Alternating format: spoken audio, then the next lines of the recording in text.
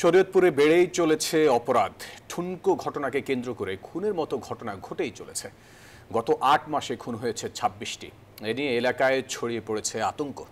অপরাধ বিশ্লেষকরা এই বিষয়ে বলছেন, বিচারহীনতা আর সামাজিক মূল্যবোধের অভাবেই বাড়ছে এই সব ধরনের অপরাধগুলো।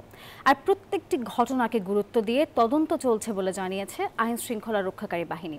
শরীয়তপুর থেকে বিধান মজুমদার অনির পাঠানো তথ্য ছবি নিয়ে বিস্তারিত দেখুন ডেস্ক রিপোর্টে। ঘর কিংবা বাহির, হাট থেকে বাজার, তুচ্ছ ঘটনাকে কেন্দ্র করে মারামারি। পরোয়া করছে না রক্তের সম্পর্ক কেউ। ছেলের হাতে হচ্ছে বাবা, ভাতিজার হাতে চাচা, কিংবা প্রতিবেশীর হাতে খুনের শিকার হচ্ছেন মানুষ।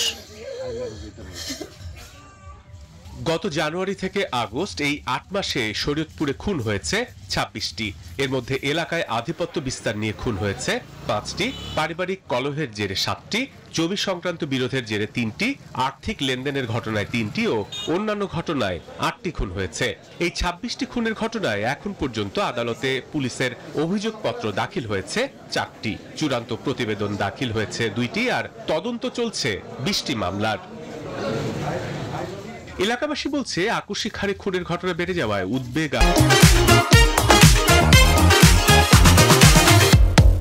আর আতঙ্কে দিন কাটছে তাদের। গত অল্প কিছুদিনের মধ্যে আমাদের শরীয়তপুরে ২৬টা খুন, এটা খুবই হতাশাজনক এবং দুঃখজনক। শিক্ষার আলোর মাধ্যমে যদি এই বিষয়গুলোকে আমরা সমাধান করতে পারি, বিষয়গুলোকে যদি অনেক বড়ভাবে না করা হয়, তাহলে হচ্ছে বিষয়টা অত খুনের মতো একটা পরিস্থিতিতে পৌঁছাবে না। খুব আতঙ্কের ভিতরে আছি যে আমরা পড়াশোনা করতেছি, ভবিষ্যতে আমরা একটা চাকরি বাকরি করবো, বাবা মার মুখ উজ্জ্বল করব, আমরা কোন সময় কোন বিপদে পড়ে যাই এটা আমরা বুঝতে পারি না। জরুরিভাবে এমন আইন প্রয়োগ করা হোক যে মার্ডার, খুন এগুলো জানি দ্রুত নিষ্পত্তি করা হয়। মানুষের মধ্যে মূল্যবোধ ফিরিয়ে আনতে দোষীদের দৃষ্টান্তমূলক শাস্তি নিশ্চিত করার দাবি জানালেন সুশীল সমাজের প্রতিনিধিরা। যে বেশিরভাগ হত্যা হয়েছে জমি সংক্রান্ত বিরোধ নিয়ে, পাওনা টাকা আদায় করার জন্য বিরোধ নিয়ে এবং সামাজিক বিরোধের কারণে এই হত্যাকাণ্ডগুলি হচ্ছে। ছেলেমেয়েরা পড়াশোনা করে তাদেরকে স্কুল কলেজে আমাদের নীতি নৈতিকতার শিক্ষা দিতে হবে এবং সমাজেও নীতি নৈতিকতার চর্চা থাকতে হবে। তাহলে মানুষ আসলে এই সামান্য অজুহাতেই আর মানুষকে খুন করবে না বা এই সহিংসতাগুলো ঘটাবে না। সব ধরনের অপরাধ নিয়ন্ত্রণে পুলিশের পাশাপাশি সাদা পোশাকের গোয়েন্দা নজরদারি চলছে বলে জানিয়েছে আইন শৃঙ্খলা বাহিনী।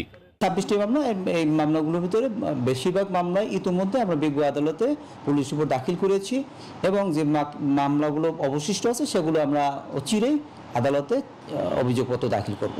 সবার সহযোগিতায় শরীয়তপুরে অপরাধ নিয়ন্ত্রণ সম্ভব বলেও মনে করে আইন শৃঙ্খলা বাহিনী।